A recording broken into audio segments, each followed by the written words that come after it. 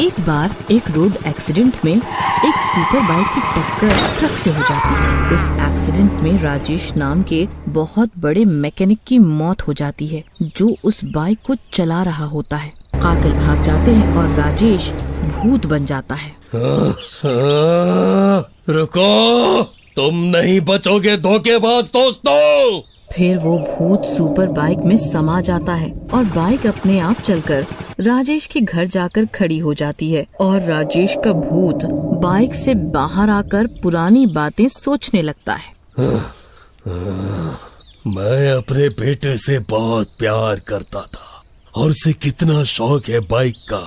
ये super bike मैं अपने बेटे के जन्मदिन पे देना चाहता था, लेकिन फिर राजेश का भूत पुरानी बातें सोचने लगता है। राजा, देखना मेरे बच्चे, तेरे जन्मदिन पर ऐसी सुपर बाइक दूंगा जो कि अभी तक इस दुनिया में किसी के पास नहीं होगी। उसकी इतनी स्पीड होगी कि वो पलक झपकते ही आँखों से गायब हो जाए और सिर्फ तेरी आवाज से ही चले, और जब तू रुकने को बोले तो रुक जाए। सच सच में पापा, क्या ऐसी सुपर बाइक बनाना पॉसिबल है? क्या ऐसी सुपर बाइक बनाई जा सकती है? बनाई जा सकती है क्या बेटा? मैं ऐसी सुपर बाइक पर काम कर रहा हूँ और जल्दी ही मैं ऐसी सुपर बाइक बना लूंगा, तुम देखना। तभी वहाँ राजेश की बीवी सपना आ जाती है। अरे वाह, क्या बात है, आज बाप बेटी में बहुत प्यार से बातें हो रही है। क्या बात है? कुछ नहीं, मेरे और मेरे बेटे के बीच का सीक्रेट जब हो जाएगा तो हम दोनों बता देंगे। क्यों राजा? जी पिताजी।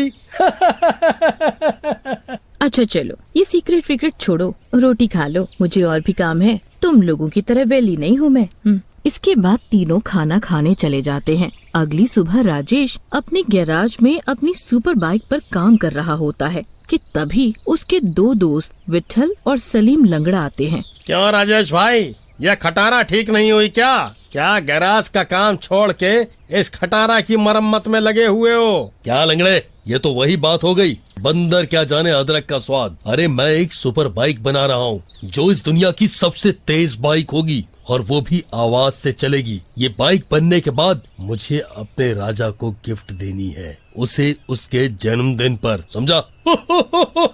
क्या राजेश भाई, सुबह से हम ही मिले क्या जो लग गए फेंकने में? मैं फेंक नहीं रहा, बस थोड़ा सा काम बाकी है, बस फिर देखना तुम। इसके बाद विट्ठल और सलीम लंगड़ा वहाँ से चले जाते हैं, लेकिन उनके दिमाग में राजेश की कही हुई बात घूमती रहती है। अरे सलीम, एक बात बताओ, क्या ऐसी सुपर बाइक बन सकती है जैसे कि राजेश बोल रहा था?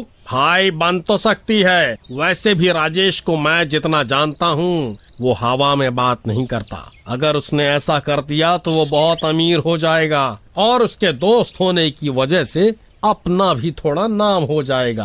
क्या घंटा अमीर हो जाएगा?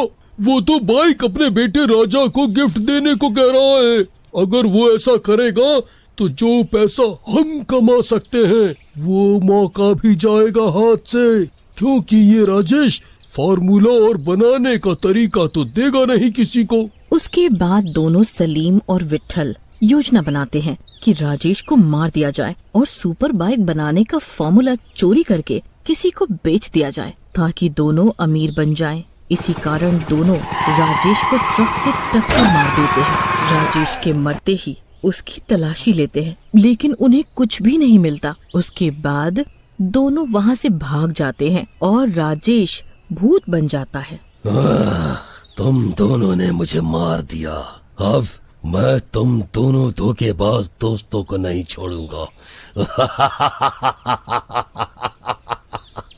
राजेश ये सोच ही रहा होता है कि वहाँ पुलिस राजेश की लाश लेकर आती है। लाश को देखकर राजा और सपना बहुत रोते हैं। राजा बेटे, हमें एक्सीडेंट वाली जगह से ये लाश मिली है। तुम्हारे पिताजी बाइक चला रहे थे, लोगों ने हमें बताया, लेकिन हैरानी की बात है कि ये बाइक यहाँ कैसे आ गई? एक्सीडेंट हुआ लेकिन इस बाइक को कुछ नहीं हुआ। जी, ये सुपर बाइक मेरे पिताजी मुझे मेरे जन्मदिन पर गिफ्ट करना चाह रहे थे, लेकिन शायद किस्मत को कुछ और ही मंजूर था। क्या मैं ये बाइक ले सकता हूँ? जी, ये बाइक तुम्हारी ही है, तुम रख सकते हो। ये सब राजेश का भूत खड़ा होकर सुन रहा होता है और बहुत दुखी होता। इसके बाद राजा बाइक को घर में खड़ा कर देता है और रात होते ही बाइक अपने आप स्टार्ट हो जाती है और चलने लगती है और चल के सलीम लंगड़े के घर के बाहर पहुंच जाती है। बाइक का हॉर्न अपने आप ही जोर जोर से बजने लगता है। कौन है भाई? क्यों इतनी रात में पागलों की तरह से हॉर्न बजा रहा है? लगता है पीटना पड़ेगा तुम्हें। ऐसा कहकर सलीम लंगड़ा अपने घर का दरवाजा खोलता है और बाहर आता है, लेकिन उसे बाहर कोई नहीं दिखाई देता। तभी उसकी नजर बाइक पर पड़ती है।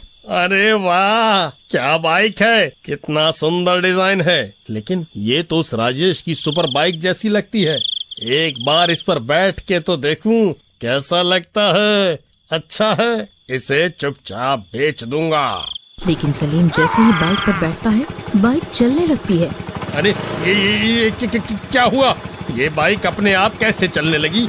मैंने तो अभी स्टार्ट भी नहीं की। ये कैसा सेल्फ स्टार्ट है?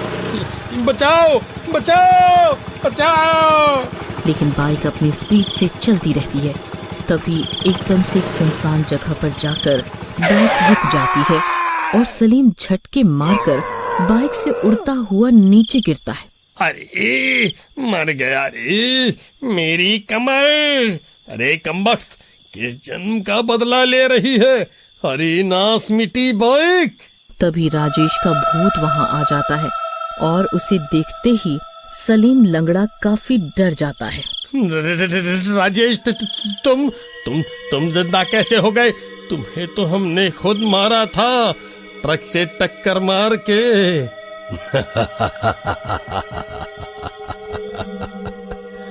क्यों डर गया सलीम लंगड़े? तभी राजेश का भूत एकदम डरावना हो जाता है और सलीम लंगड़े की गर्दन उखाड़ देता है और उसके बाद वो बाइक सलीम लंगड़े के शरीर के ऊपर से होके चली जाती है।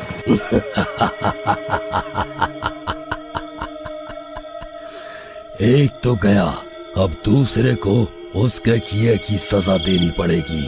राजेश की आत्मा बाइक में वापस चली जाती है और बाइक अपने आप चल के वापस राजा के घर के सामने पहुंच जाती है। अगले दिन राजा बाइक पर घूमने का प्लान बनाता है। माँ, पता है ये बाइक पापा मेरे लिए बनाने वाले थे, जो कि इस दुनिया की सबसे तेज बाइक हो और सिर्फ मेरी आवाज से ही चले और रुक जाए। क्यों ना आज इस पर चला जाए, पापा की आत्मा को अच्छा लगेगा। ठीक है बेटा, जैसा तू चाहे। उसके बाद सपना और राजा उस बाइक पर घूमने चले जाते हैं। राजेश की आत्मा जो कि उस बाइक में होती है रोने लगती है। उधर धीरे धीरे उस सुपर बाइक के बारे में पूरे गांव को पता चल जाता है।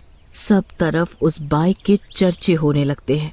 अरे पता है क्या, सुपर बाइक है राजा के पास। काश ऐसी बाइक मेरे पास होती तो मैं लड़कियों की लाइन लगा देता आगे पीछे। उधर उस बाइक के चर्चे सुनकर विट्ठल को राजेश की बात याद आती है और वो सोचता है, हो न हो, ये वही सुपर बाइक है जो इस राजा का बाप बनाना चाहता था। क्यों ना इस बाइक को चोरी कर लूं, उसके बाद इसको खोल के इसके बारे में पता तो चल ही जाएगा। उसी रात विट्ठल बाइक चुराने पहुंचता है और बाइक को जैसे ही छूता है उसे जोर से बिजली का झटका लगता है और वो दूर जाकर गिरता है। अरे मर गया रे, ये कैसी बाइक है? ये तो करंट मार रही है। मेरा हाथ, ये हाथ तो सुन्न पड़ गया रे। विट्ठल की चीखें सुनकर राजा और सपना घर के बाहर आ जाते हैं। अरे विट्ठल अंकल, आप कैसे गिर गए? क्या हुआ? तभी राजेश की आत्मा बाइक से बाहर आ जाती है। उसे देख के तीनों हैरान हो जाते हैं। तुम राजेश, तुम जिंदा कैसे हो? तुम्हें तो हमने ट्रक से कुचल कर मार डाला था।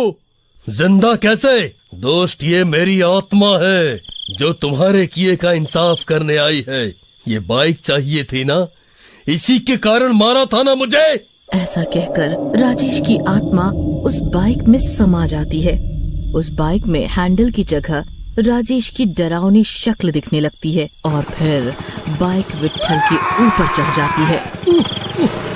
मुझे माफ कर दो राजेश, गलती हो गई, माफ कर दो मुझे।